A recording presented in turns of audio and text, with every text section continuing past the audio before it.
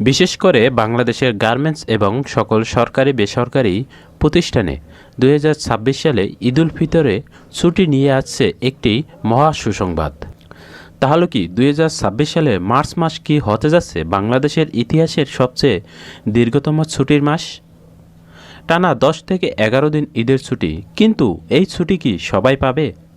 বিশেষ করে বাংলাদেশের গার্মেন্টস শ্রমিকেরা, যারা দেশের অর্থনৈতিক চাকা সচ্ছল রাখেন, যারা দেশের হৃৎপিণ্ড, তারা কি এই বিশাল ছুটি ভোগ করতে পারবেন? নাকি থাকবে প্রশাসনিক কোনো বড় মারপ্যাচ? আজকের ভিডিওতে আমরা হাতে কলমে পুরো মার্চ মাসের 2026 সালের ছুটির হিসাব মিলিয়ে দেখব। তাই ভিডিওটা শেষ পর্যন্ত দেখুন, না হলে হয়তো আপনি আপনার ছুটির হিসাব মিলাতে পারবেন না। চলুন সরাসরি মার্চ মাসের 2026 সালের ক্যালেন্ডারে যাই।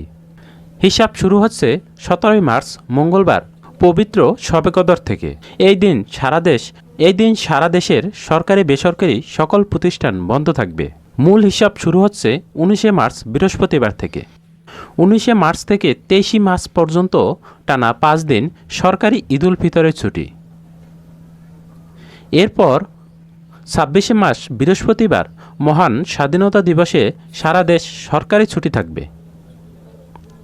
এরপর 27 ও 28 মার্চ শুক্র এবং শনিবার সাপ্তাহিক ছুটি।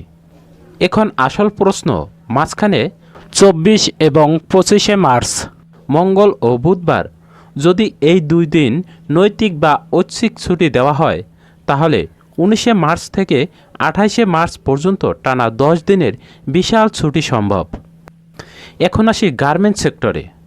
ইতিমধ্যে আমার হাতে রোটেক্স নামক একটি কারখানার নোটিশ এসে পৌঁছেছে। সেখানে ঘোষণা করা হয়েছে 18 মার্চ থেকে 28 মার্চ পর্যন্ত টানা 11 দিন ছুটি থাকবে। অন্যদিকে বিজিইএম নোটিশ অনুযায়ী প্রাথমিকভাবে 3 দিনের ছুটি ঘোষণা করা হয়েছে। তবে বাস্তবে দেখা যায় নৈতিক ছুটি প্লাস সাপ্তাহিক ছুটি প্লাস সরকারি ছুটি মিলিয়ে বেশিরভাগ গার্মেন্টস 9 থেকে 10 দিন ছুটি হয়ে থাকে।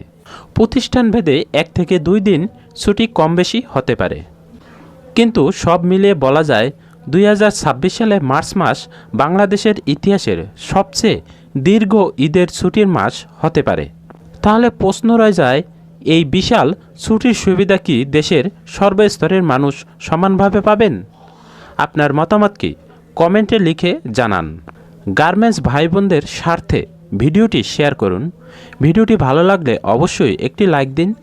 আর গার্মেন্টস শ্রমিকের বিষয়ে সকল আপডেট পেতে চ্যানেলটি সাবস্ক্রাইব করে সাথে থাকুন। গার্মেন্টস শ্রমিকের পক্ষ থেকে পিটিভি পপি স্টুডিও।